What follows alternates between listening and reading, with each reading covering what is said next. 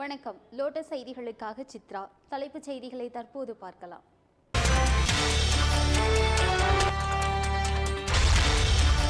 முதலமைச்சர் பழனிசாமி தலைமையிலான தமிழக அரசு பதவியேற்று 3 ஆண்டுகள் நிறைவு. அரசின் சாதனை புத்தகத்தை முதலமைச்சர் பழனிசாமி வெளியிட்டார்.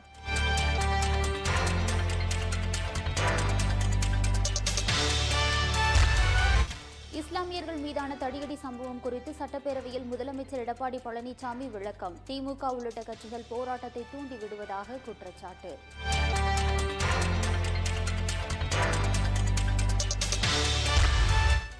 குடியுரிமை சட்டத்திற்கு எதிராக தீர்மானம் நிறைவேற்றும்படி ஸ்டாலின் எழுப்பிய கோரிக்கையை சபாநாயகர் தனபால் நிராகரித்தார். திமுக, காங்கிரஸ் உள்ளிட்ட கட்சிகள் வெளிநடப்பு.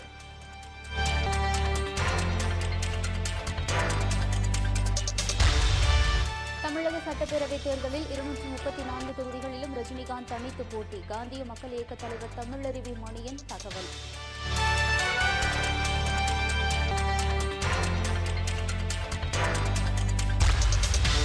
தேசிய மக்கள் தொகை பதிவிற்கான பணிகள் டெல்லியில் வரும் ஏப்ரல் 1ஆம் தேதி தொடங்குகிறது. குடியரசுத் தலைவர் ராம்நாத் கோவிந்த், பிரதமர் மோடி இல்லங்களில் முதலில் கணக்கெடுப்பு.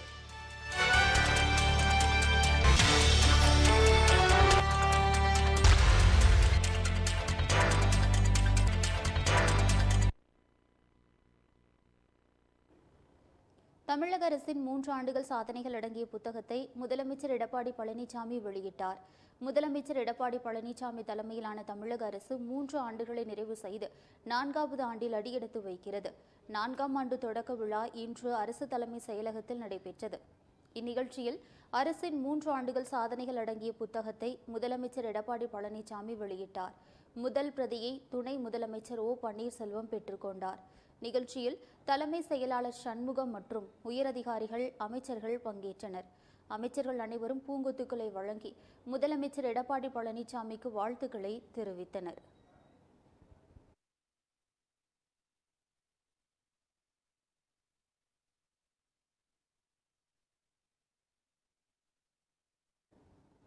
குடியுரிமை சட்டத்திற்கு எதிராக தமிழகம் முழுவதும் போராட்டத்தை தூண்டிவிட்டுள்ளதாக திமுக உள்ளிட்ட எதிர்க்கட்சிகள் மீது முதலமைச்சர் எடப்பாடி பழனிசாமி குற்றம் சாட்டினார். வண்ணாரப்பேட்டை தடியடி சம்பவம் குறித்து சட்டசபையில் முதலமைச்சர் எடப்பாடி பழனிசாமி விளக்கம் அளித்து பேசினார். அப்போது அவர் அனுமதியின்றி பொதுமக்களுக்கு இடையூறு செய்யும் வகையில் பலர் போராட்டம் நடத்தியதாகவும், பேருந்துகள் மீதும் காவலர்கள் மீதும் கல் மற்றும் தண்ணீர் பாட்டில் வீசப்பட்டதாகவும் தெரிவித்தார்.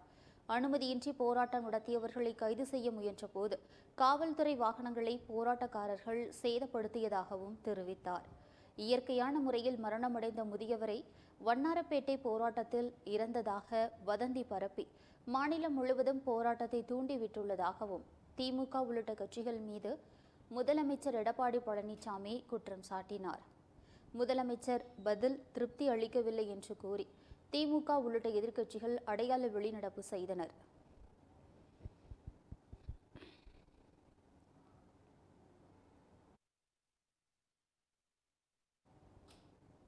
குடியுரிமை திருத்த சட்டத்திற்கு எதிராக தமிழக சட்டப்பேரவையில் தீர்மானம் கொண்டு வந்து விவாதிக்க வேண்டும் என்ற கோரிக்கையை சபாநாயகர் நிராகரித்ததால் திமுக உள்ளிட்ட எதிர்க்கட்சி எம்எல்ஏக்கள் அவையிலிருந்து வெளிநடப்பு செய்தனர்.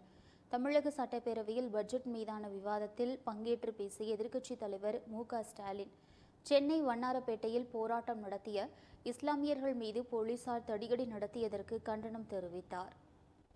அமைதியான முறையில் போராட்டம் நடத்திய இஸ்லாமியர்கள் மீது தடியடி நடத்தியது ஏன் என்றும், தடியடி நடத்தும்படி தூண்டியது யார் என்றும் அவர் கேள்வி எழுப்பினார். குடியுரிமை சட்டத்திற்கு எதிராக தமிழகம் போராட்ட களமாக மாறிவிட்டதாக குறிப்பிட்ட ஸ்டாலின், சென்னையில் போராட்டம் நடத்தும் இஸ்லாமியர்களை முதலமைச்சரோ அமைச்சர்களோ இதுவரை சந்திக்காதது ஏன் என்றும் கேள்வி எழுப்பினார்.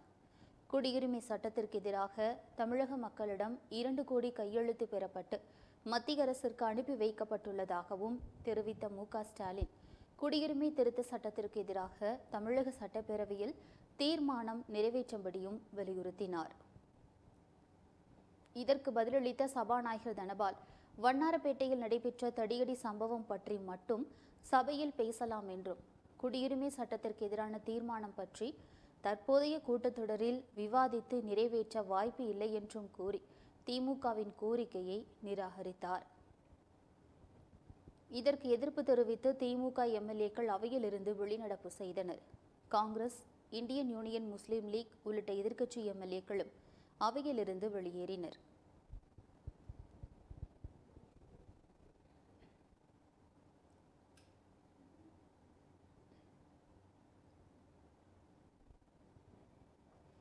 தமிழக சட்டசபை தேர்தலில் 234 தொகுதிகளிலும் ரஜினிகாந்த் தனித்து போட்டியிடுவார் என்று காந்திய மக்கள் இயக்க தலைவர் தமிழருவி மணியன் தெரிவித்தார்.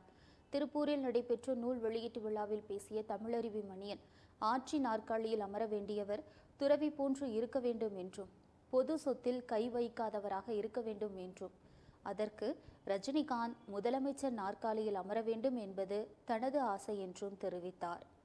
ரஜினி யாருடனும் கூட்டணி வைக்க மாட்டார் என்றும், 234 தொகுதிகளிலும் தனித்து போட்டியிடுவது குறித்து அவர் சிந்திப்பதாகவும் தமிழருவி மணியன் கூறினார். ஆன்மீக அரசியலே ரஜினியின் திட்டம் என்றும், ரஜினி அரசியலுக்கு வந்தால் ஆட்சி மாற்றம் ஏற்படும் என்று கூறிய தமிழருவி மணியன், ரஜினி அரசியலுக்கு வந்தால் நாம் சென்றுவிட வேண்டும் என்றும் திமுகவினர் கவலைப்படுவதாகவும் கூறினார்.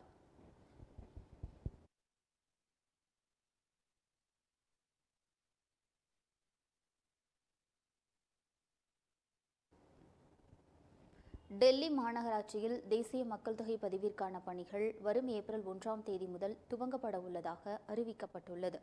இந்த பதிவேட்டில் முதல் ஆளாக குடியரசுத் தலைவர் ராம்நாத் கோவிந்தின் பெயர் சேர்க்கப்பட உள்ளது. அதே நாளில் பிரதமர் மோடி, குடியரசு துணைத் தலைவர் வெங்கையா நாயுடு ஆகியோரின் பெயர்களும் அவர்கள் குறித்த விவரங்களும் சேர்க்கப்பட உள்ளது. துவக்க நாளில் மக்கள் தொகை கணக்கெடுப்பு கழக கமிஷனர் இப்பணியை துவக்கி வைக்க உள்ளார். குடியரசுத் தலைவர் பற்றிய கணக்கெடுப்பு உள்துறை அமைச்சர் அமித்ஷா முன்னிலையில் நடத்தப்படலாம் என்றும் கூறப்படுகிறது. மக்கள் தொகை கணக்கெடுப்பு பணியில் அரசின் 3 துறைகள் ஈடுபடுத்தப்பட உள்ளன. இந்த திட்டத்திற்கு தாங்களே முன்னோடியாக இருக்க வேண்டும் என்பதற்காக குடியரசுத் தலைவர், பிரதமர் உள்ளிட்டோரின் இல்லங்களுக்கு நேரடியாகவே செய்து கணக்கெடுப்பு மேற்கொள்ளப்பட உள்ளது. மத்திய அமைச்சர்களின் வீடுகளிலும் இந்த ஆய்வு நடத்தப்பட உள்ளது. மக்கள் தொகை கணக்கெடுப்பை அமல்படுத்த மறுக்கும் கேரளா, மேற்கு வங்காளம் உள்ளிட்ட மாநில அமைச்சர்களை நேரில் சந்தித்து பேசவும் அதிகாரிகள் திட்டமிட்டுள்ளனர்.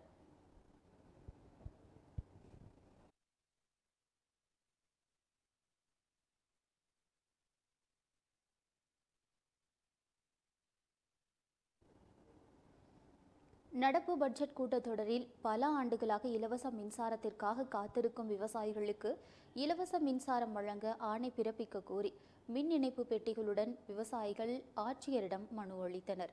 ஆள் பற்றாக்குறை, உரம், பூச்சி மருந்துகள் விலையேற்றம், தட்பவெப்ப நிலையின் மாற்றம், நீர் பற்றாக்குறை போன்ற காரணங்களால் விவசாயம் நாளுக்கு நாள் உற்பத்தி குறைந்து வரும் நிலையில் கடந்த 20 ஆண்டுகளுக்கு மேலாக போர்வெல் அமைத்து விவசாயம் செய்ய மின் இணைப்பிற்காக காத்திருக்கும் விவசாயிகளுக்கு ஏமாற்றம் அளிப்பதாக கூறிய விவசாயிகள், கடந்த காலங்களில் இலவச மின்சாரம் தந்து வந்த நிலையில் மின்சார வாரியம் மின் இணைப்பு வழங்கும் திட்டத்தை மாற்றி 10,000, 25,000, 50,000 திட்டம் என்பதை அறிவித்து இலவச மின்சாரம் இணைப்பு வழங்காமல் தற்போது வரை காலம் தாழ்த்தி வருவதாகவும், வரும் பட்ஜெட் கூட்டத்தொடரில் விவசாயத்திற்கு இலவச மின்சாரம் வழங்க ஆணை பிறப்பிக்க வேண்டும் என்று கூறியும் மனு அளித்தனர்.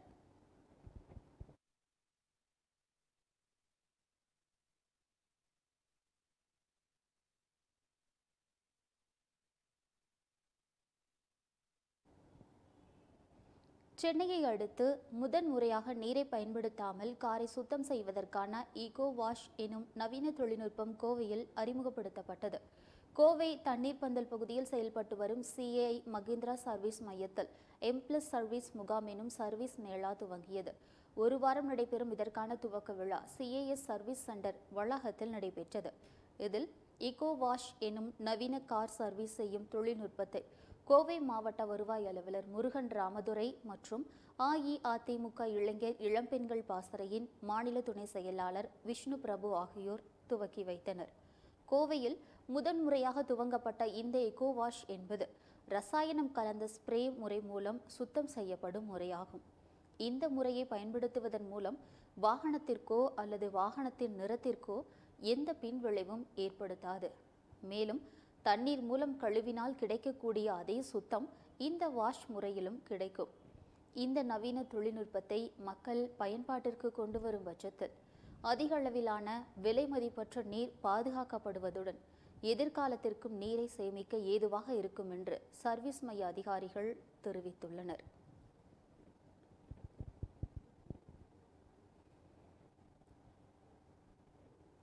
நீர் மற்றும் சுற்றுச்சூழலை பாதுகாப்போம் எனும் தலைப்பில் நடைபெற்ற இந்த முகாமின் ஒரு பகுதியாக வாடிக்கையாளர்களை கவரும் விதமாக பல்வேறு சலுகைகள் வழங்க உள்ளதுடன் மாடி வீட்டு காய்கறி தோட்டம் அமைக்க காய்கறி செடி விதைகளும் இலவசமாக வழங்கப்பட்டன. இந்நிகழ்ச்சியில் சிஏஐ சர்வீஸ் மையத்தின் பொது மேலாளர் சதீஷ், மகேந்திரா நிறுவனத்தின் மண்டல அதிகாரி ரகு பிரசாத் மற்றும் பணிமனை துணை மேலாளர்கள் சுபாசினி, நவீன் உட்பட ஊழியர்கள், வாடிக்கையாளர்கள் என்று பலரும் கலந்து கொண்டனர்.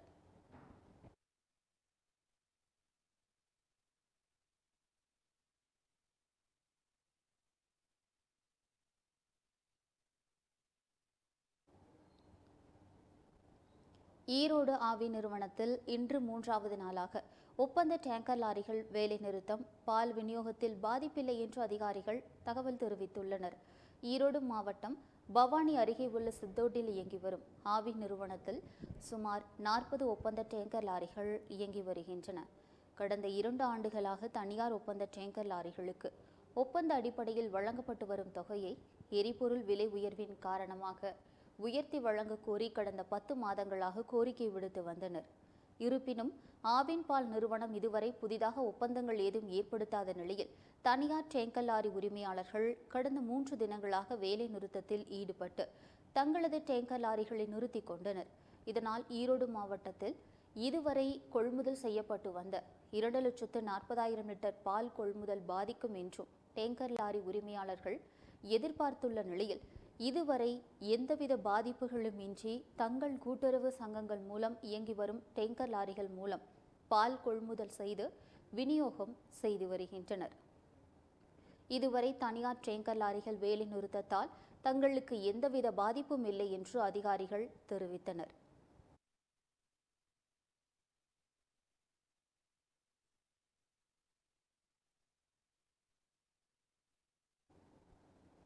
ஏழு தமிழர்களை விடுதலை செய்ய கோரியும் அல்லது நீண்ட கால பரோல் வழங்க வேண்டும் என்ற கோரிக்கைகளை முன்வைத்து மதுரை மாவட்ட ஆட்சியர் அலுவலகத்தை முற்றுகையிட்டனர்.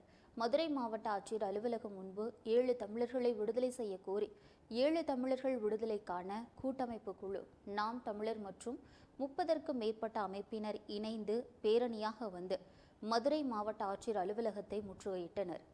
அரசியலமைப்பு சட்டத்தில் உள்ளது போன்று நீண்ட கால பரோல் வழங்க வேண்டும் என்ற கோரிக்கையை முன்வைத்து 300க்கும் மேற்பட்டோர் பேரணியாக வந்து மதுரை மாவட்ட ஆட்சியர் அலுவலகத்தை முற்றுகையிட்டனர். தொடர்ந்து ஆட்சியர் அலுவலகம் முன்பு பாதுகாப்பு பணியில் ஈடுபடுத்தப்பட்டிருந்த காவல்துறையினர் அவர்களை கைது செய்ய முற்பட்ட போது தொடர்ந்து காவல்துறையினருக்கும் போராட்டக்காரர்களுக்கும் இடையே சிறிது தள்ளுமுள்ளு ஏற்பட்டது. அதனைத் தொடர்ந்து போராட்டக்காரர்கள் கைது செய்யப்பட்டனர். தற்போது முதலமைச்சராக இருக்கின்ற எடப்பாடி பழனிசாமி அவர்களும் ஒரு தீர்மானத்தை நிறைவேற்றி ஆளுநர் அவர்களுக்கு அனுப்பி வைத்திருக்கிறார்கள். அந்த அனுப்பி வைத்த தீர்மானம் கிடப்பிலே போடப்பட்டிருக்கிறது என்பதை வலியுறுத்தி பேரறிவாளன் ஒரு வழக்கு உச்சநீதிமன்றத்தில் தாக்கல் செய்து அந்த வழக்கு விசாரணை நடைபெற்று தமிழக அரசு 7 தமிழர் விடுதலைக்காக என்ன காரியத்தை செய்திருக்கிறீர்கள் என்ற அழுத்தத்தை உச்சநீதிமன்றம் வழங்கி இருக்கிறது. அந்த உச்சநீதிமன்றத்தினுடைய அழுத்தத்தின்படி 2 வார காலத்திற்குள் தமிழக அரசு அவர்களினுடைய விடுதலைக்கு என்ன வேலை செய்தீர்கள் என்பதை, ஆளுநருக்கு எந்த வகையில் அழுத்தம் கொடுத்தீர்கள் என்பதை வந்து உச்சநீதிமன்றத்தில் மனுவாக தாக்கல் செய்ய வேண்டும் என்கின்ற கோரிக்கையை வைத்திருக்கிறது, உத்தரவு பிறப்பிட்டிருக்கு. அந்த உத்தரவின் அடிப்படையில் 1 வார காலம் முடிவடைந்த நிலையில் இன்னும் 1 வார காலம் பாக்கி இருக்கிறது. இந்த 1 வார காலத்திற்குள்ள இந்த 7 பேர் விடுதலைக்காக தமிழக அமைச்சரவை தற்போது சட்டமன்றம் கூடி நடைபெற்றுக் கொண்டிருக்கிற இந்த காலகட்டத்தில் பேரறிவாளன் சாந்தன் முருகன் உள்ளிட்ட 7 பேரையும் விடுதலை செய்வதற்கான ஆவணத்தை சட்டமன்றத்தில் மீண்டும் அமைச்சரவை கூடி அமைச்சர் பெருமக்கள் எல்லோரும் சென்று ஆளுநரை அழுத்தம் கொடுத்து அவர்களை விடுதலை செய்வதற்கான ஆவணத்தை செய்ய வேண்டும். நெல்லை பாளையங்கோட்டையில் உள்ள சதகதுல்லா அப்பா கல்லூரி மாணவ மாணவிகள் இந்திய குடியுரிமை சட்டத்திருத்த மசோதாவிற்கு எதிர்ப்பு தெரிவித்து வகுப்புகளை புறக்கணித்து கல்லூரி வளாகத்தில் தரையில் அமர்ந்து உள்ளிருப்பு போராட்டத்தில் ஈடுபட்டனர். குடியுரிமை சட்டத்திருத்த மசோதாவிற்கு எதிர்ப்பு தெரிவித்தும் அந்த சட்டத்தை உடனடியாக வாபஸ் பெற வேண்டும் என்ற கோரிக்கைகளை வலியுறுத்தி நெல்லை பாளையங்கோட்டையில் உள்ள சதகதுல்லா அப்பா கல்லூரி மாணவ மாணவிகள் போராட்டத்தில் ஈடுபட்டுள்ளனர். மாணவ மாணவிகள் இன்று வகுப்புகளை புறக்கணித்து கல்லூரி வளாகத்தில் தரையில் அமர்ந்து உள்ளிருப்பு போராட்டத்தில் ஈடுபட்டனர். போராட்டத்தில் ஈடுபட்ட மாணவ மாணவிகள் மத்திய மாநில அரசுகளை எதிர்த்து முழக்கங்களை எழுப்பினர். மேலும் சென்னையில் நடைபெற்ற தடியடி சம்பவத்திற்கு தங்களின் கண்டனத்தையும் தெரிவித்தனர். மத்திய அரசு குடியுரிமை சட்டத்தை வாபஸ் பெற வேண்டும் என்றும் முழக்கங்களில் ஈடுபட்டனர். மாணவிகள் தெரிவிக்கும் போது, மத்திய அரசு கொண்டு வந்த இந்த சட்டத்தால் பொதுமக்கள் பாதிக்கப்பட போவதாகவும், அமைதியாக நடைபெறும் போராட்டத்தில் காவல்துறையினர் தடியடி நடத்தியது கண்டிக்கத்தக்கது என்றும் தெரிவித்தனர்.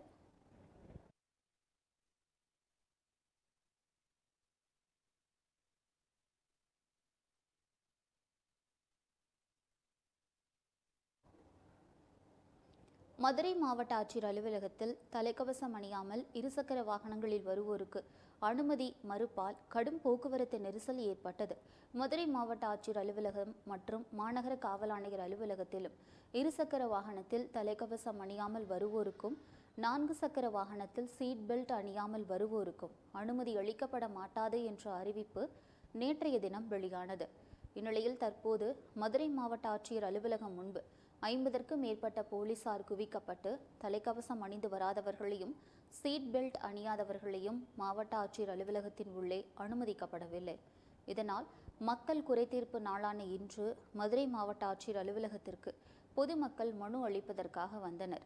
மதுரை மாவட்ட ஆட்சியர் அலுவலகத்தின் அனைத்து பாதைகளும் அடைத்து ஒரு வழியில் மட்டும் அனுமதிக்கப்பட்ட நிலையில் மனு அளிக்க வந்தவர்கள், இருசக்கர 4 சக்கர வாகனத்தில் வந்தவர்கள் கடும் போக்குவரத்து சிரமத்திற்கு ஆளாகினர். நிலைமையை கட்டுக்குள் கொண்டு வர நீண்ட நேரத்திற்கு பிறகு காவல்துறையினர் மற்றொரு பாதையில் பொதுமக்கள் வர அனுமதிக்கப்பட்டனர்.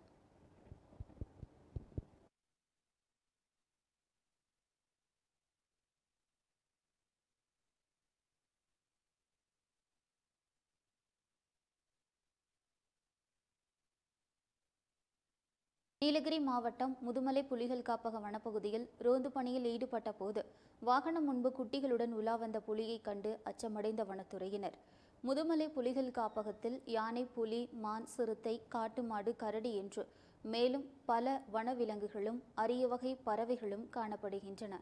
வனப்பகுதிகளில் வனத்துறையினர் நாள்தோறும் ரோந்து பணியில் ஈடுபட்டு வருவது வழக்கம். ரோந்து பணியின் போது பல வனவிலங்குகளும் காணப்படும்.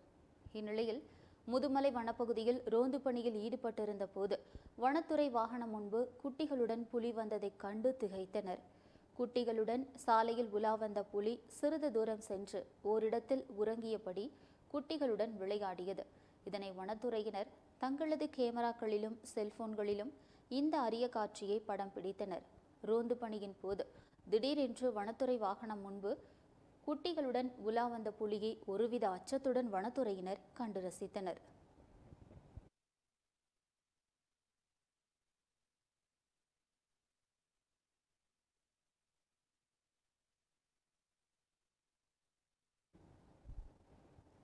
பெரம்பலூரில் உலக காசநோய் தினத்தை முன்னிட்டு விழிப்புணர்வு பேரணி நடைபெற்றது. தமிழகம் முழுவதும் காசநோய் வார விழா பிப்ரவரி 17ஆம் தேதி முதல் பிப்ரவரி 23ஆம் தேதி வரை கடைபிடிக்கப்படுகிறது. பெரம்பலூரில் உலக காசநோய் வார விழாவினை முன்னிட்டு விழிப்புணர்வு பேரணி நடைபெற்றது.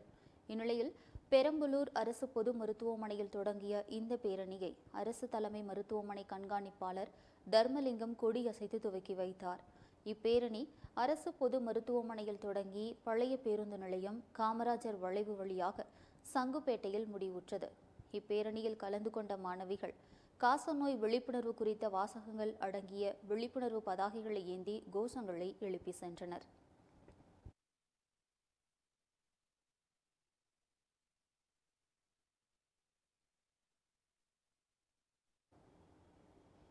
கணவர் மீது புகார் தெரிவித்து தனது 2 குழந்தைகளுடன் மண்ணெண்ணெய் ஊற்றி தீக்குளிக்க முயன்ற பெண்ணால் மதுரை மாவட்ட ஆட்சியர் வளாகத்தில் பரபரப்பு ஏற்பட்டது.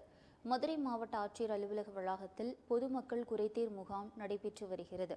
இந்நிலையில் மதுரை திருப்பாவையில் வசித்து வரும் வெரானிகா அன்னமேரி என்ற பெண் தனது குழந்தைகளுடன் உடலில் மண்ணெண்ணெயை ஊற்றி தீக்குளிக்க முயன்ற சம்பவம் பரபரப்பை ஏற்படுத்தியது. மதுரை மாவட்ட ஆட்சியருக்கு அவர் அளித்துள்ள புகார் மனுவில், எனது கணவர் அன்பு செழியனுக்கு நான் 2ஆம் தாரம். இந்நிலையில் கடந்த சில மாதங்களாக முதல் மனைவியுடன் வாழ்ந்து வரும் அவர் எங்களது குடும்ப தேவைக்கு எந்தவிதமான செலவிற்கும் பணம் தருவதில்லை. இதற்காக பலமுறை போய் முறையிட்டும் கூட தீர்வு கிடைக்கவில்லை. இதற்கிடையே தல்லாகுளம் அனைத்து மகளிர் காவல் நிலையத்தில் புகார் செய்தேன் என்றும் அங்கு எனது மனு மீது எந்த நடவடிக்கையும் எடுக்கவில்லை. ஆகவே வேறு வழியின்றி எனது குழந்தைகளோடு மண்ணெண்ணெயை ஊற்றி மாய்த்து கொள்ள முடிவு செய்தேன் என்றும் குறிப்பிட்டுள்ளார்.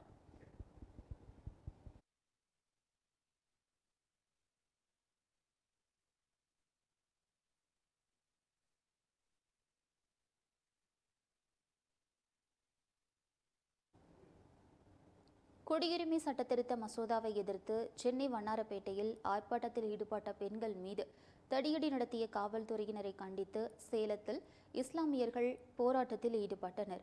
குடியுரிமை சட்டத்திருத்த மசோதாவை திரும்ப பெற வலியுறுத்தி சென்னை வண்ணாரப்பேட்டையில் கடந்த 14ஆம் தேதி மாலை 1000க்கும் மேற்பட்ட இஸ்லாமிய பெண்கள் தங்கள் குழந்தைகளுடன் மாபெரும் போராட்டத்தில் ஈடுபட்டார்கள். ஈடுபட்டவர்கள் மீது காவல்துறையினர் தடியடி நடத்தி கைது செய்தனர். காவல்துறையினரின் இந்த நடவடிக்கையை கண்டித்து தமிழகம் முழுவதும் பல்வேறு மாவட்டங்களிலும் தொடர்ந்து 4வது நாளாக தொடர் போராட்டங்கள் நடைபெற்று வருகின்றன. இந்நிலையில் சேலம் கோட்டை மைதானம் அருகே சுமார் 200க்கும் மேற்பட்ட இஸ்லாமிய பெண்கள் தங்கள் குழந்தைகளுடன் குடியுரிமை சட்டத்திருத்த மசோதாவை திரும்ப பெற வலியுறுத்தி போராட்டத்தில் ஈடுபட்ட பெண்கள் மீது தடியடி நடத்திய காவல்துறையினரை கண்டித்து தொடர் போராட்டத்தை தொடங்கியுள்ளனர். இந்த ஆர்ப்பாட்டத்தின் காரணமாக சேலம் கோட்டை மைதானம் பகுதியில் திரளான போலீசார் பாதுகாப்பு பணியில் ஈடுபட்டு வருகின்றனர்.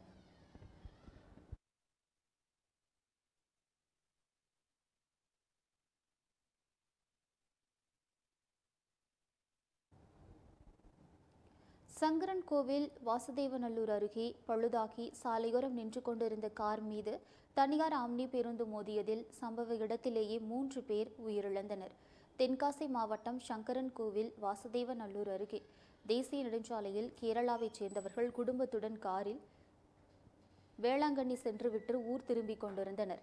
அப்போது வாசுதேவநல்லூர் அருகே கார் பழுதானதால் சாலையோரம் நின்று கொண்டிருந்த போது கோயமுத்தூரிலிருந்து செங்கோட்டை சென்று கொண்டிருந்த தனியார் ஆம்னி பேருந்து காரின் மீது மோதியது. இந்த விபத்தில் காரில் இருந்த சிசுகான், தாமஸ், ராஜசேகர் ஆகிய 3 பேர் சம்பவ இடத்திலேயே உயிரிழந்தனர். தகவல் அறிந்த வாசுதேவநல்லூர் காவல்துறையினர் உடல்களை கைப்பற்றி சிவகிரி அரசு மருத்துவமனைக்கு அனுப்பி வைத்தனர். விபத்து குறித்து வாசுதேவநல்லூர் காவல்துறையினர் வழக்கு பதிவு செய்து விசாரணை மேற்கொண்டு வருகின்றனர்.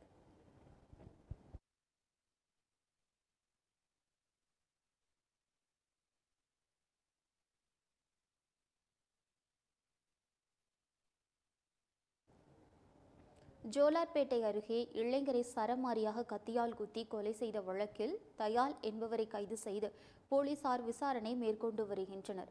திருப்பத்தூர் மாவட்டம் ஜோலார்பேட்டை ஏலகிரி கிராமம் பகுதியைச் சேர்ந்த முகேஷ் வீட்டிற்கு பெங்களூருவைச் சேர்ந்த அபி என்ற வாலிபர் வந்துள்ளார். அப்போது அதே பகுதியைச் சேர்ந்த தயா, குமார் ஆகிய இருவரும் வழிமறித்து அபியை கத்தியால் சரமாரியாக குத்தியுள்ளனர். இரத்த வெள்ளத்தில் சரிந்து விழுந்த அபியை மீட்க முகேஷ் சென்றபோது அவரையும் சரமாரியாக தாக்கியுள்ளனர். படுகாயங்களுடன் திருப்பத்தூர் அரசு மருத்துவமனையில் அனுமதிக்கப்பட்ட நிலையில் அபி பரிதாபமாக உயிரிழந்தார். முகேஷ் சிகிச்சை பெற்று வருகிறார். இந்த சம்பவம் குறித்து ஜோலார்பேட்டை போலீசார் வழக்கு பதிவு செய்து விசாரணை மேற்கொண்டு வருகின்றனர்.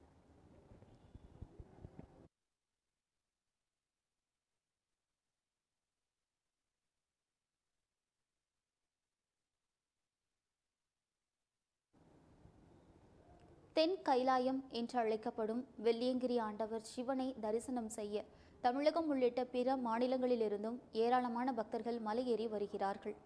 கோவை மேற்கு தொடர்ச்சி மலை அடிவார பகுதியான பூண்டி என்ற இடத்தில் அடிவார பகுதியில் மனோன்மணியம் சுந்தரனார் அம்மையார் கோவில் அமைந்துள்ளது. இந்த கோவிலிலிருந்து சரியாக 7 மலைகளை கடந்து சுயம்பு வடிவமாக வெள்ளியங்கிரி ஆண்டவர் எழுந்தருளியுள்ளார். இவரை தரிசனம் செய்ய தமிழகம் உள்ளிட்ட பிற மாநிலங்களிலிருந்தும் பக்தர்கள் பிப்ரவரி முதல் வாரத்திலிருந்து மே மாத இறுதி வரையில் ஏராளமானவர்கள் வந்து நடைப்பயணமாக சென்று 7வது மலையில் இருக்கும் சிவனை தரிசனம் செய்வது வழக்கம். மலையேறும் பக்தர்கள் திருநீர்மலை உள்ளிட்ட 7 மலைகளை கடந்து 6வது மலை அமைந்துள்ள ஆண்டி சுனை எனப்படும் ஆற்றில் நீராடி அதன் பின்பு 7வது மலையில் சுயம்பு வடிவில் எழுந்தருளி உள்ள தென் கைலாயம் என்றழைக்கப்படும் வெள்ளியங்கிரி ஆண்டவரை தரிசனம் செய்து இறங்குகின்றனர். ஒவ்வொரு வருடமும் வெள்ளியங்கிரி ஆண்டவரை தரிசிக்க லட்சக்கணக்கான பக்தர்கள் வந்து செல்கின்றனர். கடந்த வருடம் மட்டும் 10 லட்சத்திற்கும் மேலான பக்தர்கள் மலையேறி உள்ளனர் என்பது குறிப்பிடத்தக்கது. இந்த வருடம் அதைவிட ஏராளமான பக்தர்கள் மலையேற வாய்ப்புள்ளதாகவும் கூறப்படுகிறது. குறிப்பாக சித்ரா பௌர்ணமி நாளன்று ஏராளமான பக்தர்கள் சிவனை தரிசிக்க அதிக அளவில் மலை ஏறுவார்கள். மேலும் மலை ஏறி இறங்கிய அனைத்து பக்தர்களுக்கும் அடிவாரத்தில் அன்னதானங்கள் வழங்குகிறது.